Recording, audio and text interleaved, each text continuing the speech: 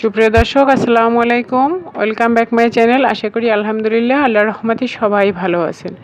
দর্শক, এখন চলছে ভরা আমের মৌসুম, আর আম দিয়ে যদি কোনো কিছু তৈরি করে নাই খাওয়া হয় তাহলে কি চলে? তো আজকে আমি আপনাদেরকে তৈরি করে দেখাবো ম্যাঙ্গো মাস্তানি।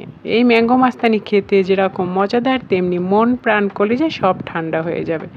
আর অতিথি আপ্যায়ন এর তো কোনো তুলনাই হয় না। তো চলুন দেখে নিই আমরা কিভাবে তৈরি করব। তো ম্যাঙ্গো মাস্তানি তৈরি করার জন্য আমাদের লাগবে পাকা টুসটুসে মিষ্টি আম।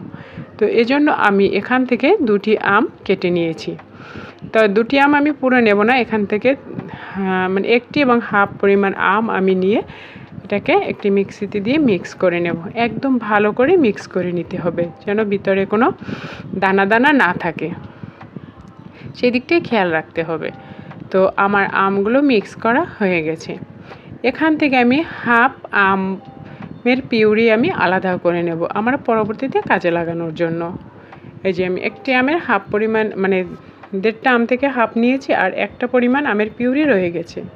এর সাথে অ্যাড করে দিচ্ছি 300 গ্রাম লিকুইড দুধ। এখানে আমি 600 গ্রাম দুধ জাল করে 300 গ্রাম পরিমাণ করে নিয়েছি, কারণ ম্যাঙ্গো মাস্তানি তৈরির ক্ষেত্রে অবশ্যই গাঢ় দুধ এবং ঠান্ডা দুধ লাগবে।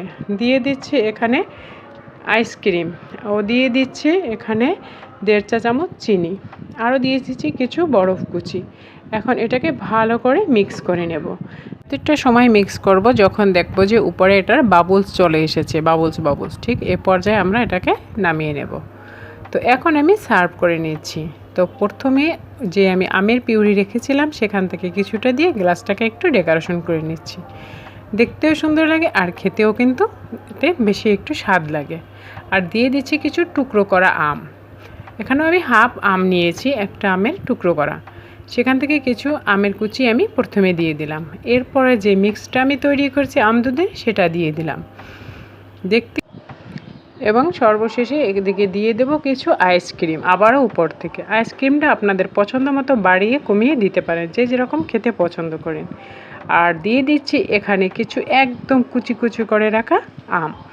আরও দিয়ে দিচ্ছি এখানে কিছু বাদাম কুচি। আমি এখানে চীনা বাদাম ব্যবহার করছি, আপনারা যে কোনো বাদাম ব্যবহার করতে পারেন। আর সর্বশেষে দিয়ে দিচ্ছি আবার একটু আমের পিউরি, এটা সম্পূর্ণ অপশনাল। তো তৈরি হয়ে গেল আমাদের মজাদার স্বাদের ম্যাঙ্গো মাস্তানি। তো দর্শক, রেসিপিটি কেমন লেগেছে? অবশ্যই ভালো লেগেছে। ভালো লাগলে প্লিজ লাইক, কমেন্ট ও ফ্যামিলি ফ্রেন্ডসদের সাথে শেয়ার করবেন। আর এরকম সহজ ও মজার রেসিপি পেতে চাইলে প্লিজ চ্যানেলটিকে সাবস্ক্রাইব করবেন। আজ এ পর্যন্তই, দেখা হবে নতুন এপিসোডে নতুন সময়। আল্লাহ হাফেজ।